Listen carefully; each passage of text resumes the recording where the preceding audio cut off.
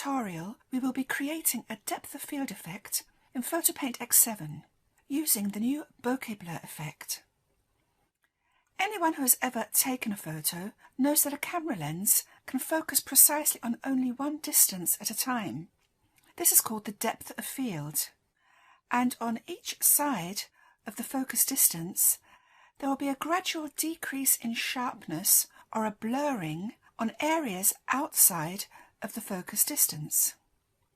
With a larger depth of field you can have sharpness and focus throughout an image, but in some cases having a smaller depth of field in an image can be more effective by bringing elements of the image to the forefront while softly blending out parts of the surrounding area.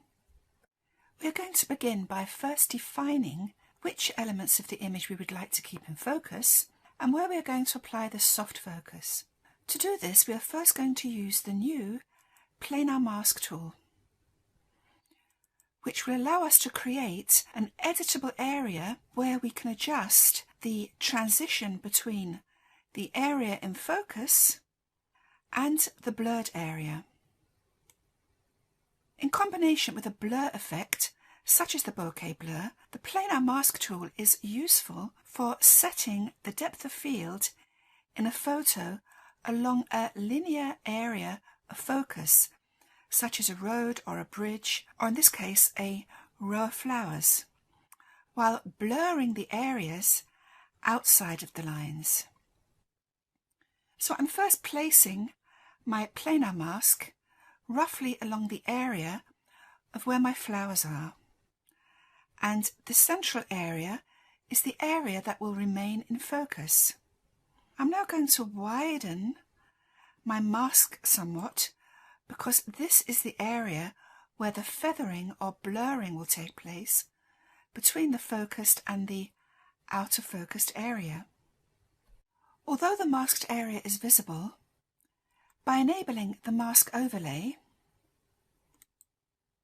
we can see more clearly which areas lie within and which areas lie outside of the mask. We can also see the amount of feathering or blending between the two areas, and using the mask overlay makes adjusting the mask much easier. Although we can make changes to the planar mask manually, we can also make more precise adjustments by using the settings in the property bar. Increasing the feather range will allow us to adjust the softness of the transition between the focused and the blurred, while adjusting the selection range allows us to change the size of the whole editable area.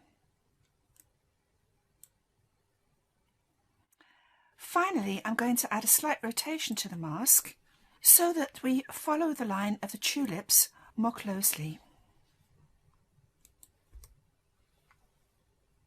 For now, I'm going to disable the overlay mask again, so that we can see the bokeh blur better once it's been applied.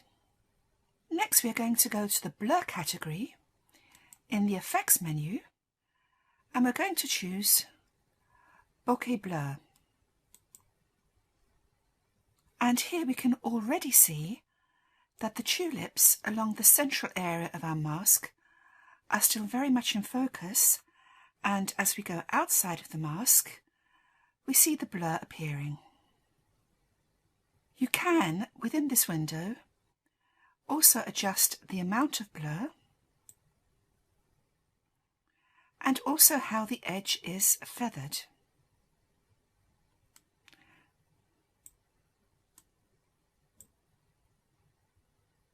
And finally, you can also adjust the focal range. To apply the mask, click OK. To remove the mask, click Mask, Remove. In this image, I want to place the emphasis on the wine barrels in the centre of the cave by blurring out and softening those barrels in the fore and background.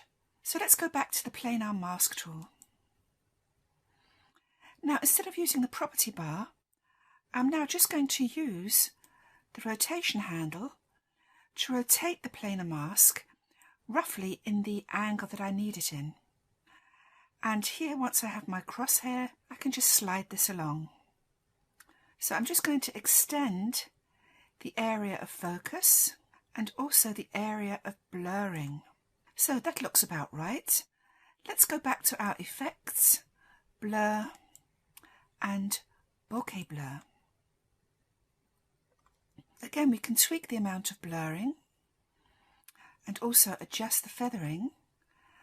But the first thing we want to do is just to zoom in here.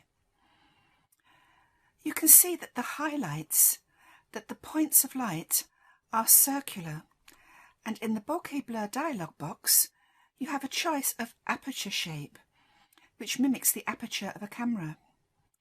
If we change to hexagonal, we can see the type of highlights here also change shape. So this is a choice you can make yourself when you're applying the bokeh blur.